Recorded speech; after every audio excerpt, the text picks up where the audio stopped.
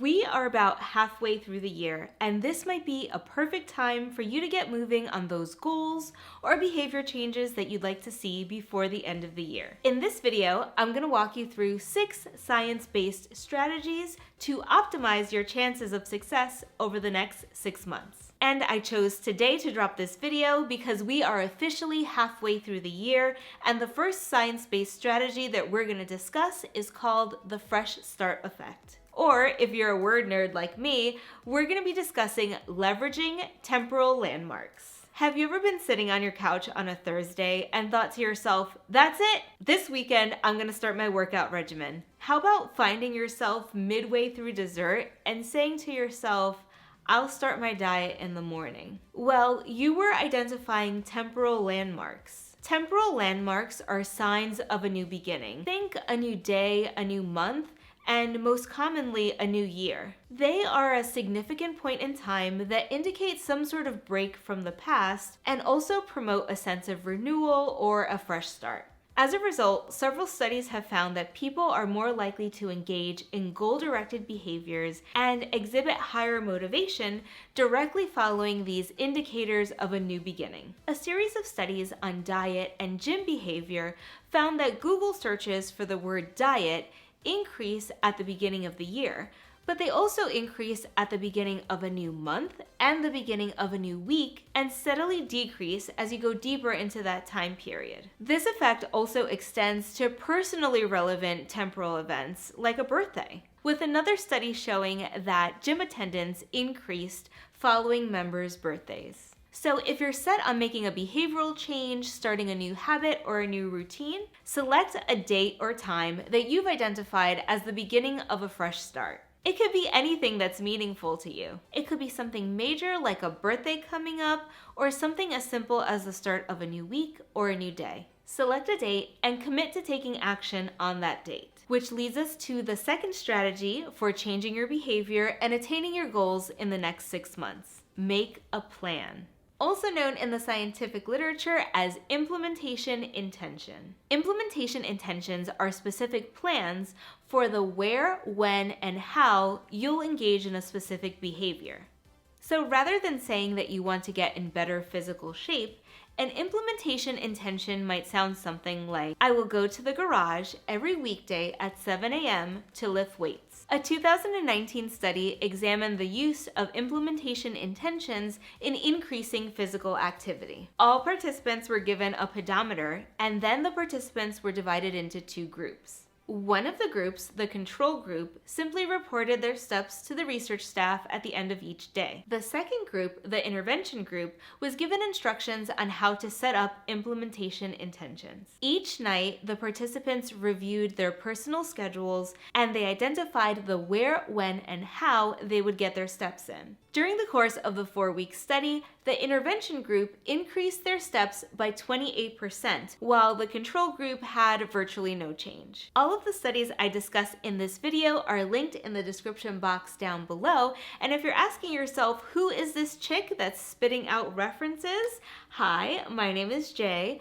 I'm a licensed clinical psychologist in private practice, and I've worked for various government agencies as a behavioral scientist for the last 10 years. And if we share a nerdy interest on using behavioral science to guide your daily living, I'd love it if you'd hit that subscribe button. The next way that you can work on changing your behavior for the second half of this year is to work on mental contrasting. This is a technique that has worked well with implementation intentions in a series of studies. And mental contrasting is actually taught to all soldiers in the US Army as part of their official goal-setting training. With mental contrasting, you spend some time thinking about your idealized future. So you bask in all of the anticipated benefits and the associated outcomes. Then you spend some time reflecting on your current reality.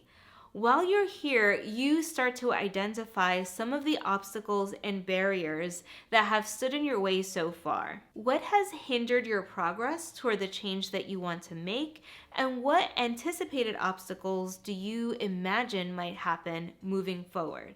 This technique provides a realistic understanding of what needs to be done to bridge the gap between where you are now and where you want to be in the future. Finally, you make new implementation intentions in the form of if-then statements. These statements address what you'll actually do when you encounter that barrier. There are several studies looking at the effect of mental contrasting, but my favorite one uses onomatopoeia, so we're going to review that one. In a study of middle school children, children were asked to think about the most important wish or goal related to their schoolwork. Then the students were separated into two groups. Both groups were instructed to write down their best outcome, the best thing of fulfilling their wish or reaching their goal. Then they were given a few quiet minutes to think and imagine the best thing. Now the mental contrasting group was given additional instructions. They were asked to think about something that would prevent them from meeting their goal or their wish, an obstacle that stands in their way. They were given a few minutes to think and name that obstacle. Then they completed some questions about that obstacle, like where does it occur? In what place? When exactly? What day? What time? Finally, the kids were asked, what can you do to overcome that obstacle? In other words, these children were taught to use mental contrasting to build an implementation intention to deal with potential obstacles. The researchers called this exercise WOOP, Wish Outcome Obstacle Plan. In this study, students that were taught mental contrasting with implementation intentions improved their GPA, attendance, and behavior relative to the students assigned to merely think about the positive outcomes they desired. So, in order to change your patterns of behavior and change your life, it's important to take some time to bask in the thought of your ideal self. But also fully take the time to understand the barriers that are standing in your way from where you are now to where you want to be. If there were no barriers and the road was 100% friction-free, you'd be there already. So think about these obstacles, plan for these obstacles, and when they show up, look them in the face and say, hey, I knew you were coming. Now let's talk friction. The next strategy has been truly life-changing for me, and strangely enough, it came from the area of business psychology. I've been fortunate enough to train and work with industrial organizational psychologists. They focus on applying psychological principles to improve workplace productivity, employee well-being, and organizational effectiveness. And, as you can imagine, you could use some of these strategies and techniques used to optimize business practices in your personal life. But first, a story. A few years ago, I was asked to look into the processes of an inpatient psychiatric unit. In this hospital, when people were admitted into the unit for a particular disorder, let's just call it Disorder A, they were being discharged with a medication that was recommended as a second-line treatment. This means that current medical guidelines recommended that people being discharged for Disorder A were actually given a different medication, in this case a more modern medication, before trying this second-line treatment. So basically the best practice wasn't being followed. Well, it turns out that when doctors were putting together their discharge paperwork, the first option that they had for medication was this second-line treatment. The newer and recommended first-line treatment was actually at the very bottom of the list, and it required 3 extra clicks to get to it. Our recommendation was simply to change the location of the medication on the drop-down list, making it easier for the doctors to select that medication. Can you guess what happened? Use of that first-line medication increased from 28% to 76% just by making that change. What's the moral of the story? Other than PhDs are better than MDs. If you make it easy to do the right thing, you increase the chances of doing that thing. We call this decreasing friction in the process. If you're trying to change your life, look at ways to optimize your environment so that it's easy for you to engage in the behavior that you want to engage in, or harder for you to engage in the behavior you're trying to reduce. If you're having trouble keeping a food log, consider simplifying your eating to a few meals that are easier to log. If you're having trouble getting to the gym, is it possible for you to set up a workout regimen at home, decreasing the need for transportation? If you like to keep a tidy home, Decreasing the amount of inventory you have to clean, organize, and care for increases the efficiency of the tidying process. Look at your life like a business owner and remove all of the things that are not bringing value to you and set up the environment to maximize your chances of success. If I was running a coffee shop for writers, I wouldn't have YouTube blasting in the background, and I wouldn't have my wait staff interrupting the writers every few minutes to ask them if they want to look at pictures of their vacation. So why would you sit in your home office playing YouTube videos in the background and having all of your notifications on your phone? On the flip side, also make it hard for yourself to do the wrong thing. If you find yourself watching too much YouTube, not right now, but maybe after this video, you can remove the app from your smartphone and then reinstall it when you really need to watch that Mr. Beast video. I can't reach anything up in these kitchen cabinets, so my husband puts all of his goodies up there. Just like the last strategy, this is gonna take some introspection for you to ask yourself, why am I here? Have I made it too easy for myself to be here? All right. 2 more strategies to go.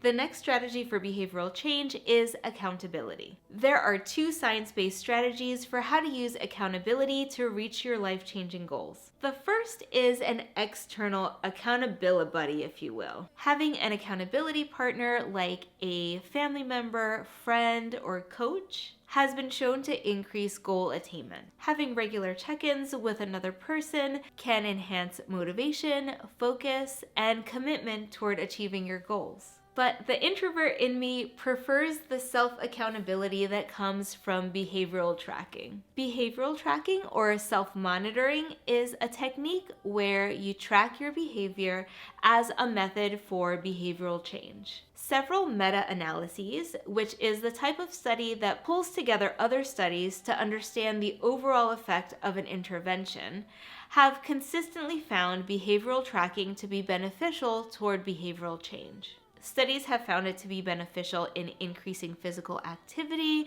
increasing healthy eating, and decreasing some negative behaviors like smoking. You can use this to your advantage because this technique works for behaviors that you want to increase as well as behaviors that you want to decrease. For those of you that are a bit competitive, it can gamify the process by giving you a visual winning streak or by challenging you to keep the slate clean. The final strategy to change your life over the next 6 months is somewhat controversial because there's conflicting evidence in the scientific literature. Publicly state your goals. While some research suggests that publicly announcing your goals increases your commitment to those goals due to the desire to appear consistent to others. Other studies argue that the effect of public goals depends on the context and a series of individual differences. A 2019 Journal of Applied Psychology study implied that who you share your goals with matters. Specifically, it can have a high impact if you're sharing your goal with someone that you highly respect or someone who you perceive as having a higher status. In one study, participants were asked to move a slider to the number 50 as many times as possible within a specific amount of time. And the researchers had a research assistant walking around checking in on the progress. Some research assistants dressed in a suit and announced that they were doctoral level students. Others wore casual clothing and explained that they were students at a local community college and they were there working part-time. The group with the well-dressed research assistants reported a higher commitment to their goals and actually performed better in the task when they shared their goals with the research assistant compared to the casually dressed group and the group of individuals that didn't share their goals at all. In an interview, the author of the research study stated, "Contrary to what you may have heard, in most cases, you get more benefit from sharing your goal than if you don't, as long as you share it with someone whose opinion you value. You want to be dedicated and unwilling to give up on your goal, which is more likely when you share that goal with someone you look up to. If you're also a person who's high on impression management or you highly value how you're seen by others, these public announcements could also be particularly beneficial for you since you really value how you're perceived by others." If your team public announcements, leave your goal in the comment section down below.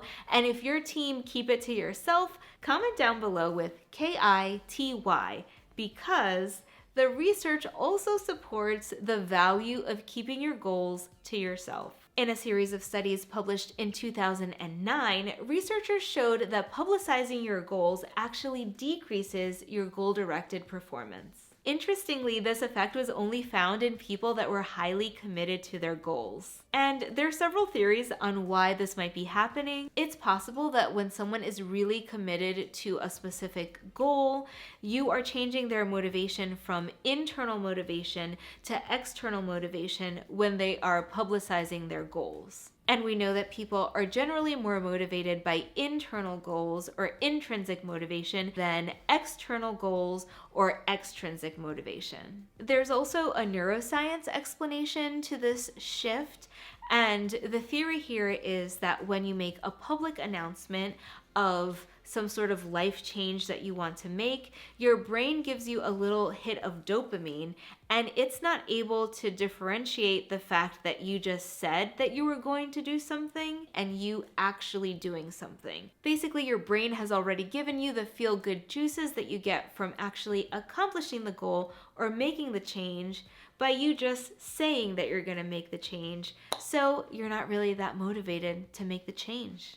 You already got the feel-good juices. Even though I know this, I personally find it helpful to share my goals here on this channel and the progress I'm making toward these life-changing behaviors. So if you're interested in how I monitor my process toward those goals, check out this video where I review my monthly review and reset routine.